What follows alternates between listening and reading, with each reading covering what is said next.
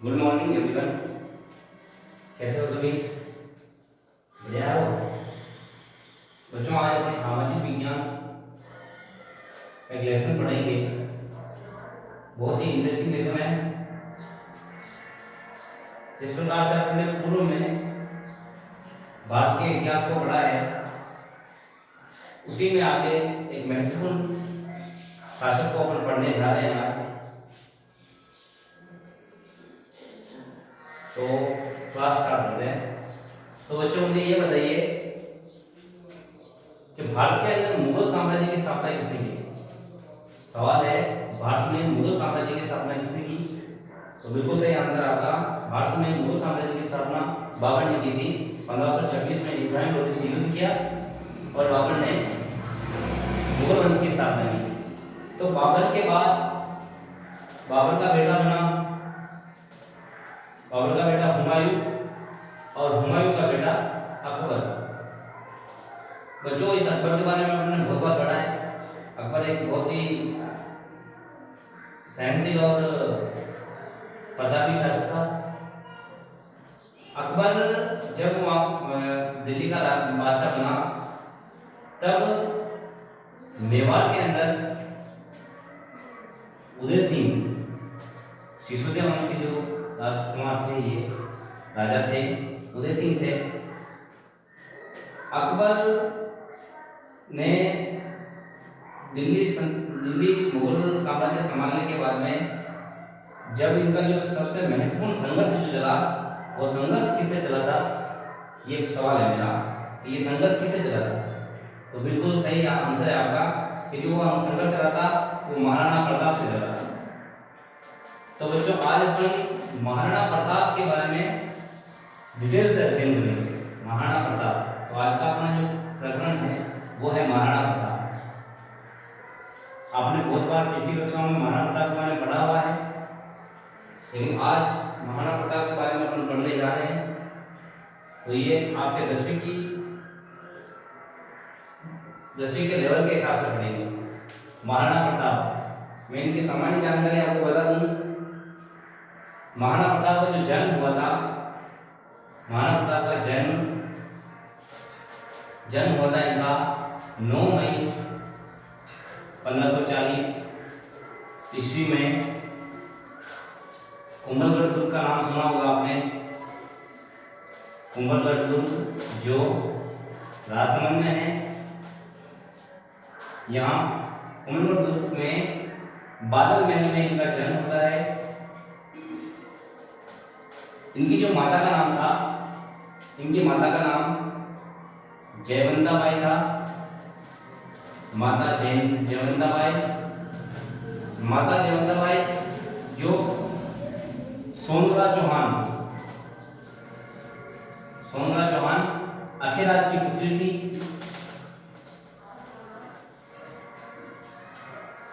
प्रताप के पिता महाराणा उदय सिंह थे। उदय सिंह। तो जो आज अपन महाराणा प्रताप के बारे में डिटेल से अध्ययन करेंगे। महाराणा प्रताप का नाम अपन ने बहुत बार सुना है। महाराणा प्रताप एक ऐसी शख्सियत थी जिन्होंने अपने स्वाभिमान के लिए हर वो त्याग कर दिया, अपनी हर एक वो खुशी छोड़ दी, सिर्फ और सिर्फ अपने स्वाभिमान के लिए। आज इनके बारे में अपन पढ़ेंगे। जन्म और सब बता दिया आपको मैंने।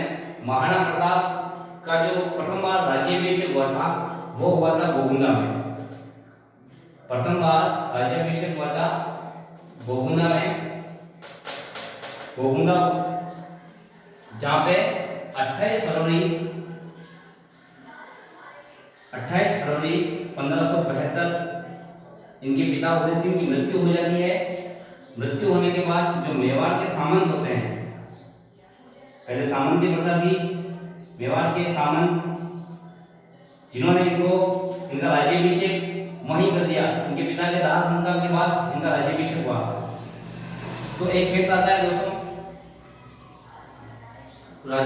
महाराणा प्रताप मेवाड़ के ऐसे शासक थे जिनका दो बार राज्याभिषेक हुआ। प्रथम बार जब उनके पिता की मृत्यु हो गई थी 28 फरवरी 1572 में गोगुंदा में इनका राज्याभिषेक किया गया। इसके बाद कुंभलगढ़ में भी इनका राज्याभिषेक दोबारा हुआ है। इनके एक भाई थे महाराणा प्रताप के, उनका नाम था जगमाल। महाराणा प्रताप के भाई जगमाल जिनको पहले ही उदय सिंह ने यहाँ का शासक घोषित कर दिया था, सामंतों ने इस बात को नहीं मानकर प्रताप को शासक घोषित किया। तो बच्चों आज अब मैं डिटेल से यहाँ पे लिखते जाऊंगा प्रताप की जीवनी के बारे में। प्रताप पिछली परीक्षाओं को देखा जाए तो आपके आरबीएससी बोर्ड में 2000 साल पहले एक 2 नंबर का सवाल आया था इसमें से, और पिछली परीक्षा में इससे 4 नंबर का आया था। महाराणा प्रताप निबंध लिखिए। ये एग्जाम की दृष्टि से बहुत इंपॉर्टेंट टॉपिक है। आप इसको बहुत अच्छे से गहन तरीके से अध्ययन करें, और इसका अध्ययन करने का एक और भी अपना कर्तव्य बनता है कि अपन मेवाड़ की भूमि पर रहते हैं, तो अपना एक कर्तव्य है कि अपन उस शासक के बारे में जान पाए जिस शासक ने अपनी जिंदगी, अपने पूरा समय उस स्वाभिमान के लिए गवा दिया, अपनी मातृभूमि के लिए खो दिया, महाराणा प्रताप। तो बच्चों महाराणा प्रताप का जो विवाह हुआ था, महाराणा प्रताप का विवाह हुआ था अजबदेव पंवार से हुआ था। अजबदेव पंवार इनकी रानी थी। 1557 में इनका विवाह इनसे होता है, और 1559 में इनके एक पुत्र होता है जिसका नाम होता है अमर सिंह। ये फिर लिखते जाना आप सब, अमर सिंह उनके बेटे का नाम था। इस दरमियान जो दिल्ली का जो मुगल बादशाह था वो अकबर था, उसने एक नागौर दरबार लगाया था 1570 में। यह फैक्ट बहुत बार पूछा गया है। नागौर दरबार किसके द्वारा लगाया गया था, और नागौर दरबार जो लगाया गया था वो लगाया गया था 1570 में अकबर ने लगवाया था। नागौर में ये दरबार लगा था, और इसका जो इस नागौर दरबार का, इसके अंदर सभी महत्वपूर्ण जो शासक थे वो यहाँ पर आए थे, और उन्होंने अपनी अधीनता अकबर से स्वीकार कर ली थी। मेवाड़ एक ऐसी रियासत थी, महाराणा प्रताप जो उस समय मेवाड़ में थे, उदय सिंह उस शासक थे, लेकिन मेवाड़ की तरफ से किसी ने उस नागौर दरबार में भाग नहीं किया। नहीं लेने से उदय सिंह जी ने जब नागौर दरबार में अपना आप को प्रेजेंट नहीं किया, तो अकबर को लगा कि मेवाड़ रियासत मेरी अधीनता स्वीकार नहीं करना चाहती है। उसके बाद में 1572 में अकबर द्वारा महाराणा प्रताप को समझाने के लिए कि वो उनकी अधीनता स्वीकार कर ले, इसके लिए 4 शिष्टमंडल भेजे गए। अकबर द्वारा भेजा गया, ये सवाल बहुत बार पूछा गया है, आप सब इसका ध्यान रखें, बहुत इंपॉर्टेंट लगा लेना यहाँ पे कि अकबर द्वारा भेजा गया शिष्टमंडल, अकबर द्वारा भेजा गया शिष्टमंडल। आपके परीक्षा में पूछा जा सकता है कि अकबर द्वारा भेजे गए शिष्टमंडल को समझाइए। तो इसका क्रम मैं बता रहा हूँ, एक छोटी सी ट्रिक है, जमा बांटो, ये याद रखना, इससे बहुत बार सवाल पूछा गया है। आप आरबीएससी परीक्षा में या अन्य परीक्षाओं में भी बहुत बार पूछा गया है। जमा प्रथम होता है इसका, इस ट्रिक की मैं इसको खोल रहा हूँ ट्रिक को। पहला जो नाम है जलाल खां पहला नाम, द्वितीय जो नाम है, दूसरा नाम आता है मानसिंह आपने नाम बहुत बार सुना होगा। अजमेर जयपुर का शासक, 5वां शासक था ये। थर्ड जो था भगवंत दास, इसका नाम भी आपने बहुत बार सुना है, ये भी जयपुर रियासत से बिलोंग करते थे। और तीसरे जो थे चौथा जो था वो था टोडरमल राजस्व अधिकारी था अकबर के दरबार में। इन चारों को भेजा गया। अब इनका कभी कभार पूछ लिया जाता है कि ये किसके सन में आए थे, तो याद रखना कि जलाल खां था वो 1572 में महाराणा प्रताप को समझाने के आया था, और बाकी ये सब तीनों 1573 में आया था। ये तीनों 1573 में आए थे।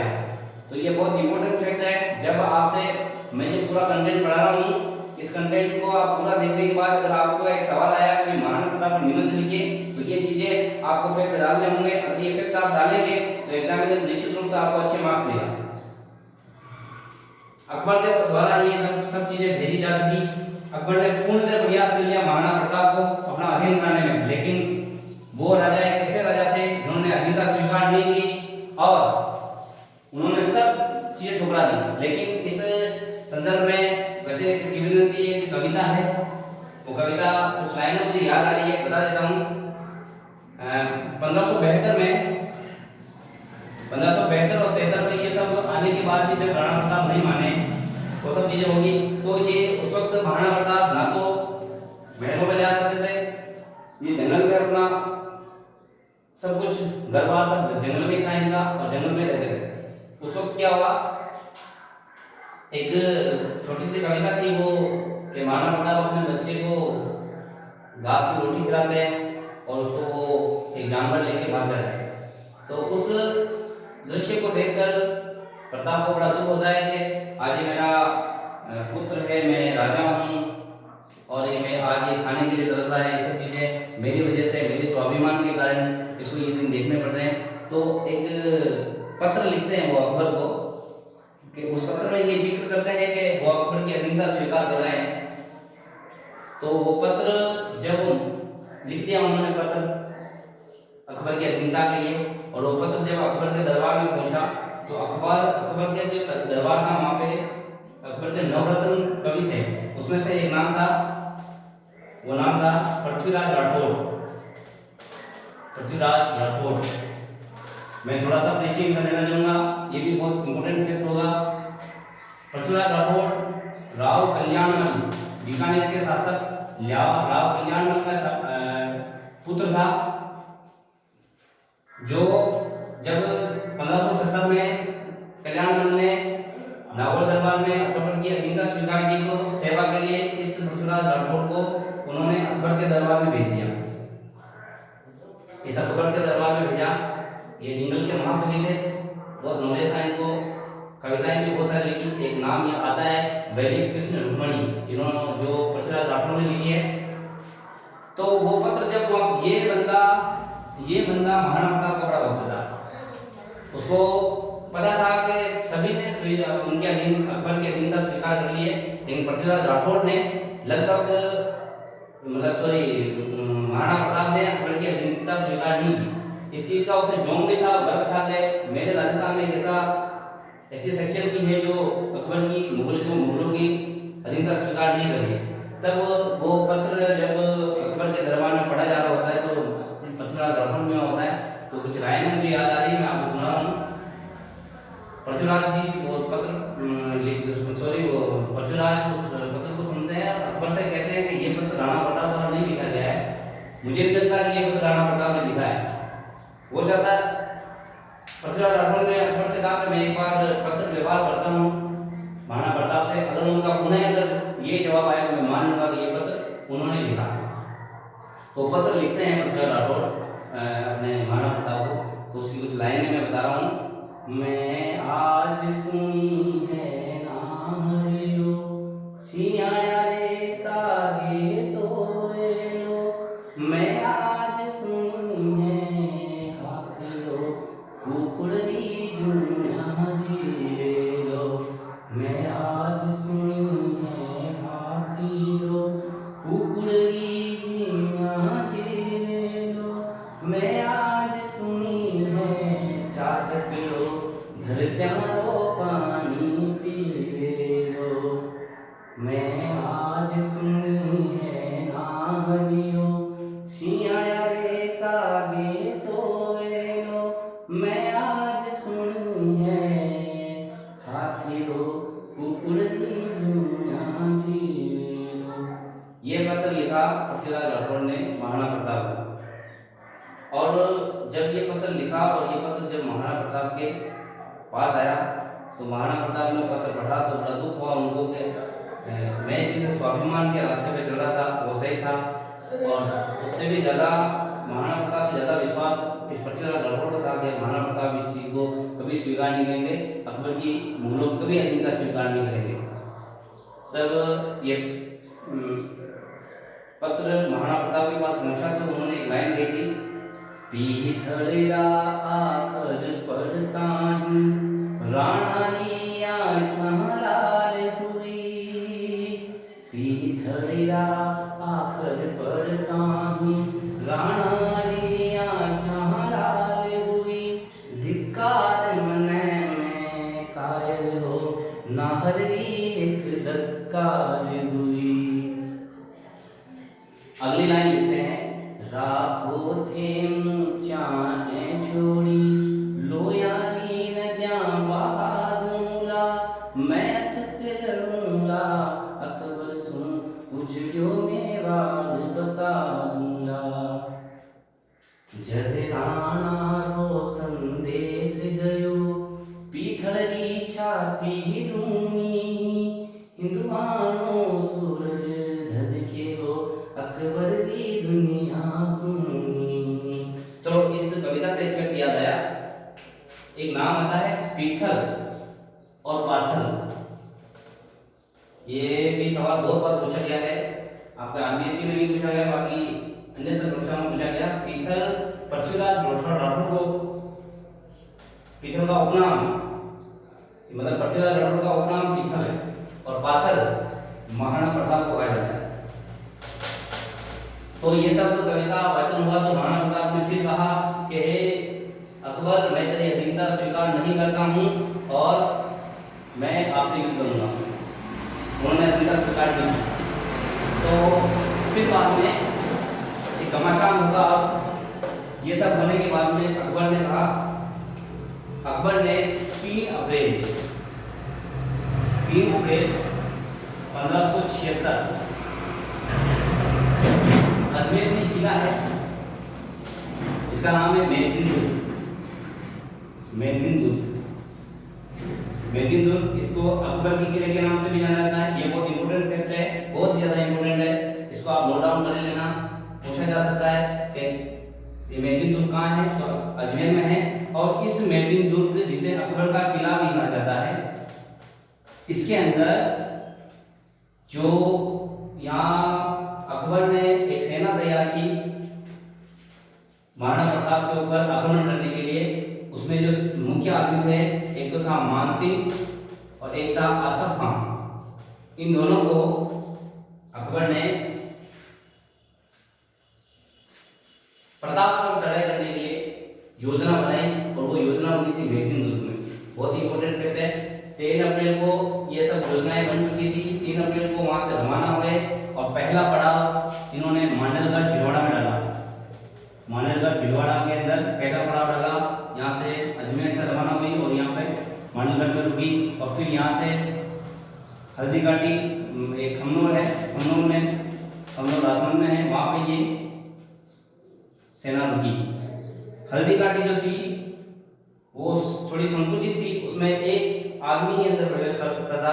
महाराणा प्रताप के साथ में कुछ वीर सैनिक थे जिन्होंने छोटी से ज्यादा बड़ी सेना नहीं थी। उसके बाद में जब खमनोर पहुंच चुकी थी सेना, तो राणा प्रताप ने सोचा कि युद्ध तो करना पड़ेगा। और फिर वो जो युद्ध होता है, एक तारीख मिलती है, वो तारीख थी 18 जून 1576। इस युद्ध एक घमासान युद्ध होता है मानसिंह, आसिफ खान और प्रताप के मध्य। और अब एक जो इम्पोर्टेंट फैक्ट बता रहा हूं मैं, उस फैक्ट को थोड़ा याद रखना। पहला फैक्ट तो मैंने बता दिया है कि अकबर की तरफ से मानसिंह और आसिफ खान सेना का नेतृत्व कर रहे थे, और जो महाराणा प्रताप थे इनके सेनापति थे, इनके सेनापति का नाम था हकीम खां सूरी। इन्होंने प्रताप की सेना का नेतृत्व किया। और एक याद रखना, एक चीज और आती, प्रताप की जो सेना थी वो छापामार युद्ध में निपुण थी। सवाल पूछा जाता है महाराणा प्रताप ने किस नीति को अपनाया, तो आंसर आएगा छापामार नीति को अपनाया था। हकीम खां सूरी उनके सेना प्रमुख थे और सेनापति थे, और उधर मानसिंह और आसिफ खां थे। दोनों की सेनाएं भिड़ती है। हल्दी घाटी जो स्थान है, वहां पे इन दोनों का भयंकर युद्ध होता है। और उस युद्ध में जब महाराणा प्रताप युद्ध कर रहे होते हैं, महाराणा प्रताप का घोड़ा जिसका नाम आता है चेटक है, बहुत जगह बहुत किताबों में चेतक चेतक लिखा हुआ है, तो उसका नाम चेतक है। चेतक जो घोड़ा था वो पूरी तरह से घायल हो जाता है। घायल होने के बाद जब एक इनको लगता है एक इनके सैनिक थे जिनका नाम आता है जाला मन्ना। जाला मन्ना जो बड़ी सादली चित्तौड़गढ़ जिले के अंदर है वहां के थे। जाला मन्ना ने जब देखा कि भाई चेतक घायल हो चुका है और प्रताप को चारों तरफ से घेर लिया गया है, तो जाला मन्ना आते हैं प्रताप के पास और प्रताप को कहते हैं कि है राणा प्रताप, आप मुझे आपके जो भी आपसे पोशाक है वो मुझे दे दीजिए और मैं आप युद्ध करता हूँ और आप चेतक को लेकर निकल जाइए, क्योंकि वहाँ हारने की स्थिति लग रही थी जब उनको चारों तरफ से घेरा जा चुका था। तब जाला मन्ना प्रताप का राजनीतिक ध्यान करते हैं और युद्ध करते हैं। युद्ध करने के बाद ये वीरगति को प्राप्त होते हैं। राणा प्रताप वहां से निकलते हैं, चेतक को लेकर। चेतक घायल हो चुका होता है और बलीचा का नाला पार करते हुए चेतक की मृत्यु हो जाती है। तो ये चेतक मृत्यु हो जाती है चेतक की बलीचा के वहां पे इसकी छतरी बनी हुई है चेतक की। सवाल पूछा जाता है चेतक की छतरी कहाँ है? बलीचा में। तो ये युद्ध खत्म हो जाता है और इसमें खत्म जब हो रहा होता है तो क्या होता है, जब प्रताप की सेना साहसपूर्ण उनको हराने का प्रयास कर रही थी, तब एक नाम आता है मेहतर खां जो था उसने एक झूठी अफवाह फैलाई कि खुद बादशाह इस युद्ध में आ रहा है, जिससे क्या कर सैनिकों में जोश हो बढ़ा मुगल सेना में और उन्होंने ज्यादा कत्लेआम किया। इस युद्ध का कोई निर्णय नहीं निकला, पता नहीं ये किसने जीता क्या नहीं। अब इस बात को यहाँ तक ये 1576 का युद्ध हुआ। 1576 का युद्ध अकबर हल्दीघाटी युद्ध के नाम से जाना जाता है। अब एक एक्स्ट्रा फैक्ट बता रहा हूँ, उस फैक्ट को भी याद रखना। अकबर की तरफ से दो साहित्यकार भी इस युद्ध में थे।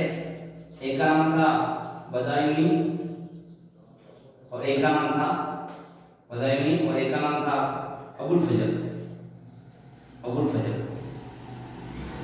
बदायूनी और अबुल फजल ये दोनों ने ये युद्ध देखा था। बदायूनी ने इस युद्ध को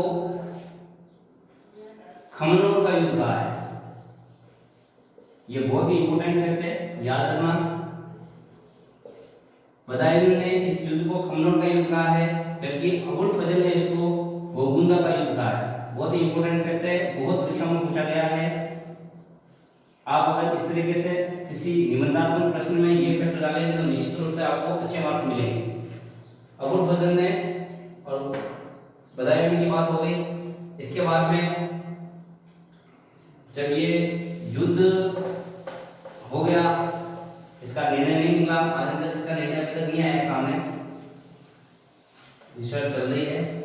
अब जब ये युद्ध हो गया तो इस युद्ध के बाद हल्दीघाटी युद्ध से पहले एक फैक्ट ये आता है कि हल्दीघाटी युद्ध से पहले चावंड राजधानी थी। चावंड राणा प्रताप की चावंड राजधानी थी और हल्दीघाटी युद्ध के बाद इन्होंने कुंभलगढ़ बना लिया। तो सवाल पूछा जाता है कि हल्दीघाटी युद्ध के बाद राजधानी बनाई कुंभलगढ़ बना दी राजधानी। इसके बाद में युद्ध होते गए। एक महत्वपूर्ण युद्ध और हुआ, वो युद्ध हुआ था 1582 में, जिसे दिवेर के युद्ध के नाम से जाना जाता है। दिवेर युद्ध 1582 में हुआ था। इसके बाद में 1577 में अंतिम युद्ध हुआ था। युद्ध का सिलसिला जारी रहा। दिवेर का युद्ध राणा प्रताप ने जीत लिया था। इस युद्ध में राणा प्रताप की विजय हुई और राणा प्रताप ने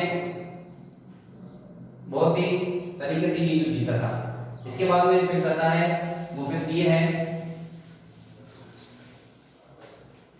1577 के बाद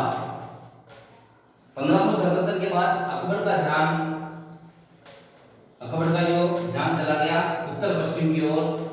उत्तर पश्चिमी क्षेत्र को जीतने में ध्यान चला गया और उसने चित्तौड़ पर कोई आक्रमण नहीं किया।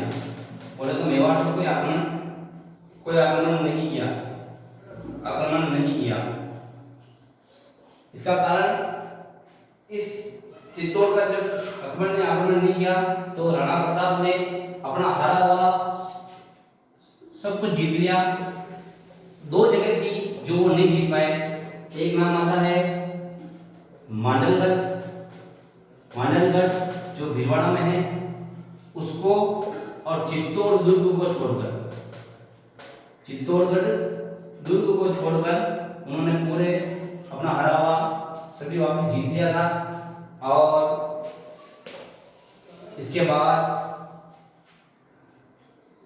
19 जनवरी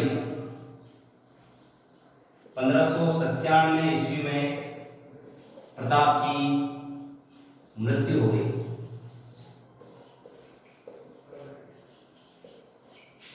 प्रताप की मृत्यु हो गई 1597 ईस्वी में बारडोली में इनकी छतरी बनी हुई है। इसके बाद 1605 में जब इसकी खबर दुर्साहाड़ा नाम का एक कवि था जो अकबर के दरबार में था, उसने जब अकबर को ये सूचना सुनाई कि महाराणा प्रताप नहीं है तो अकबर के भी आंसू आ गए कि आज एक स्वाभिमानी राजा इस दुनिया में नहीं रहा। मतलब जब वो नहीं जीत पाए अकबर, जब उसको राणा प्रताप को अधीन नहीं कर पाया तो अकबर ने उनके स्वाभिमान जो उन्होंने बचाए रखा उस पर उन्होंने मरने के बाद में दुख व्यतीत किया कि आज एक बहुत ही बड़ा स्वाभिमानी राजा इस दुनिया को छोड़ के चला गया और उसके आंखों में आंसू आ गए थे। तो दोस्तों ये थी महाराणा प्रताप की पूरी जीवनी। अब आपके जो ये लेसन है महाराणा प्रताप वाला, इससे बाहर कोई इफेक्ट नहीं जाएगा। इससे अब मैं आपसे कुछ सवाल कर लेता हूँ कि अपन ने जो पढ़ा है उसमें से कौन सा ऐसे इंपॉर्टेंट फैक्ट है जो परीक्षा में पूछे जाएंगे आपके या जा सकते हैं, वो कोई भी परीक्षा हो। तो पहला सवाल महाराणा प्रताप से ये आता है कि महाराणा प्रताप का जन्म 9 मई 1540 ईस्वी में हुआ, बादल महल कुंभलगढ़ में हुआ। एक फैक्ट और आता है कि हिंदी माह के अनुसार